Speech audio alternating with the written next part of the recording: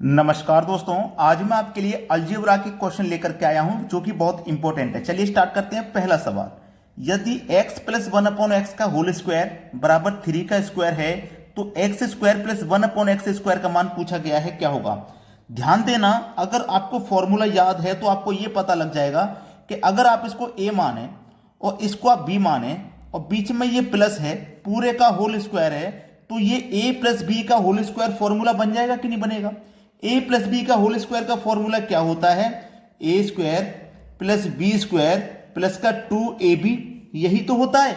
बस हो गया सवाल, कुछ नहीं है भाई। ए स्क्वायर कीजिए, ए का मान आपका कितना है x, तो एक्स स्क्वायर प्लस बी का मान कितना है 1 अपॉन एक्स स्क्वायर, तो 1 का स्क्वायर 1 ही रहेगा, बटे में क्या आ जाएगा एक्स स्क्वायर, ठीक है, प्लस 2 इंटू ए एक्स है और b आपका 1 अपॉन एक्स है, तो b आपका 1 अपॉन एक्स है तो 1 अपॉन एक्स ले लीजिए। बराबर में क्या है 3 का स्क्वायर जो कि 9 हो जाएगा। अब देखो यहां पे x से ये x कट जाएगा, कट गया ना, तो बचा क्या आपके पास X square plus 1 upon X square बचा, ये प्लस में। अब देखना यहां पे सही कर रहा हूं, ये जो प्लस का 2 है ये बराबर के इधर आके माइनस का 2 हो जाएगा, ठीक है। तो देखो 9 है इधर बराबर का, अब यहां पे प्लस के 2 को मैं बराबर के इधर ले जाऊंगा तो माइनस का 2 हो जाएगा।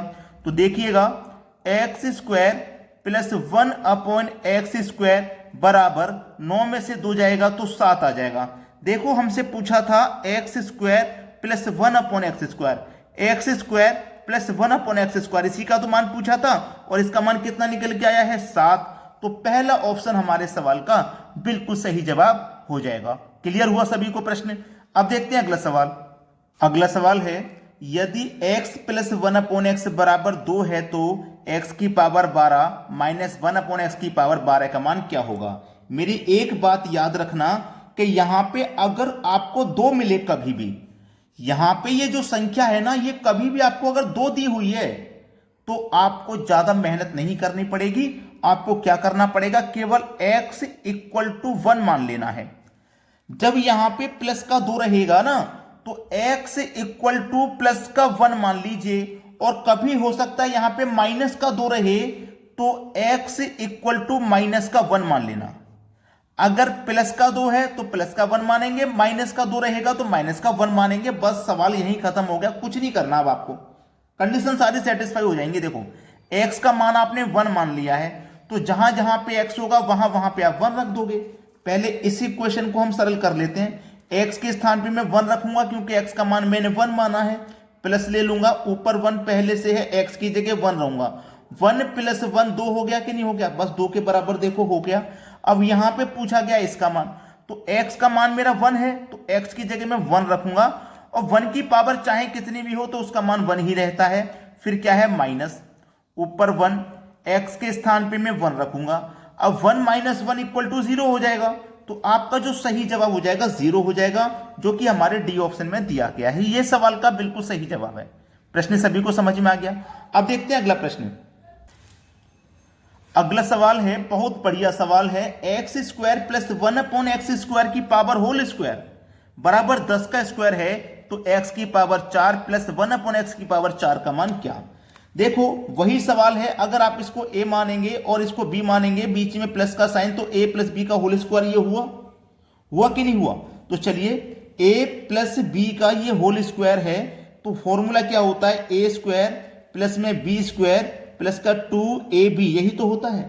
चलिए अब ध्यान देना, a की मान मेरा कितना है एक्स स्क्वायर, तो एक्स स्क्वायर का मैं स्क्वायर करूंगा तो भाई 2 की पावर 2 से गुना हो जाएगा तो 4। भाई a का मान मेरा कितना है x, ठीक है।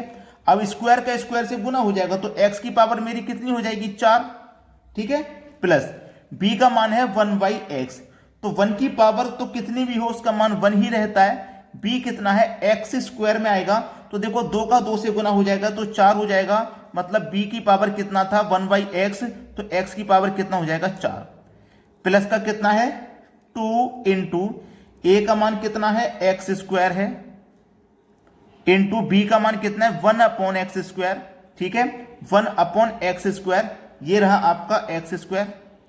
1 की तो पावर आप करोगे तो 1 ही रहेगा, ठीक है, बराबर में देखो क्या है 10 का स्क्वायर मतलब कि 100। बस कुछ करना है क्या आपको, सवाल खत्म हो जाएगा।